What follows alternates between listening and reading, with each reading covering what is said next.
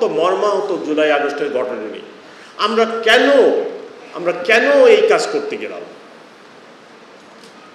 কেন আমি এদেশের মানুষের বুকে গুলি চালাবো? কেন? আর পলিটিশিয়ানরাও যেন আমাদেরকে এইভাবে আর ব্যবহার করে না, আমরা ব্যবহৃত হতে চাই। এখন আমাদের নিজেদের পরিবর্তন আনতে হবে। নীতি নৈতিকতার পরিমাণ বিষয়টি এত নিম্ন পর্যায়ে আমাদের চলে গেছে, আমার খালি টাকা দরকার, আমার টাকা দরকার। এটা কিভাবে আসতেছে ওইটা কোনো ইম্পর্টেন্ট না। ড্রাগ বেচে আসতেছে, না জুয়া খেলে আসতেছে, না দুর্নীতি করে আসতেছে, দ্যাট ডাজ নট ম্যাটার।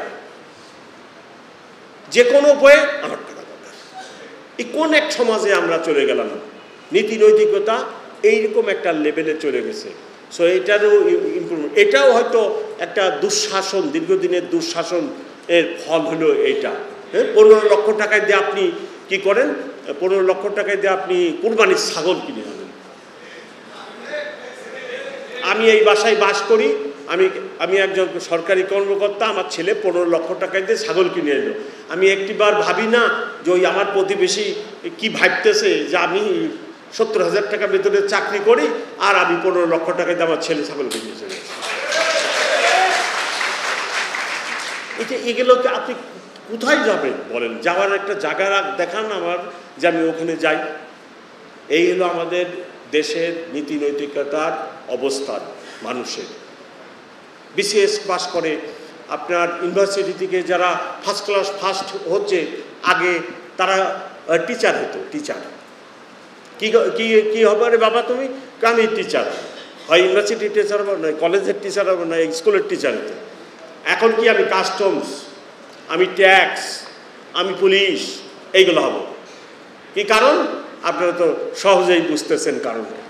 এই মেন্টালিটি যদি হয়, তাহলে আপনি আমারে বলেন এই সামাজিক পরিবর্তনটা কে আনবে? তবে আমার পার্সোনাল ওপিনিয়ন, ব্যক্তিগত ওপিনিয়ন, এই পরিবর্তন আনতে হবে পলিটিশিয়ানদের। It's not the job of the police commissioner, আমার কাজ না। এই কাজ পলিটিশিয়ানদের। ওনারা কিভাবে এইসব পরিবর্তন আনবেন, ওনারা মাথা ঘামাক, আমাদের কাজ এটা না। ওনারা হলো একটা বাসের ড্রাইভার আর আমরা হলাম প্যাসেঞ্জার। এখন উনি গাড়ি চালায়, বাসটা চালায়, যেখানে নিয়ে যায় আমাকে তো ওইখানেই যেতে হবে। তা আমি প্যাসেঞ্জার হিসেবে তার এই গাড়ি ইচ্ছা মতো যেখানে খুশি নিতে পারবো না। পলিটিশিয়ানস আর দি কি বলে ড্রাইভিং সিটে, আপনার ড্রাইভিং সিটে, আর আমি প্যাসেঞ্জার। এখন আপনি যেখানে নিয়ে যাবেন, নরকে নিলে আমাকে নরকেই যেতে হচ্ছে। সো এই যে সামাজিক পরিবর্তন, এই যে এত কিছু, সব দায়িত্ব আলটিমেটলি দিন শেষে পলিটিশিয়ানদের ঘাড়ে। ওনারা চিন্তাভাবনা করুক, ওনারা বাস্তবধর্মী সিদ্ধান্ত নিন, ওনাদের এই দায়িত্ব নিতে হবে, পালন করতে হবে, অন্যদের নয়। আমরা অত্যন্ত মর্মাহত জুলাই আগস্টের ঘটনা নিয়ে। আমরা কেন এই কাজ করতে গেলাম? কেন আমি এদেশের মানুষের বুকে গুলি চালাবো?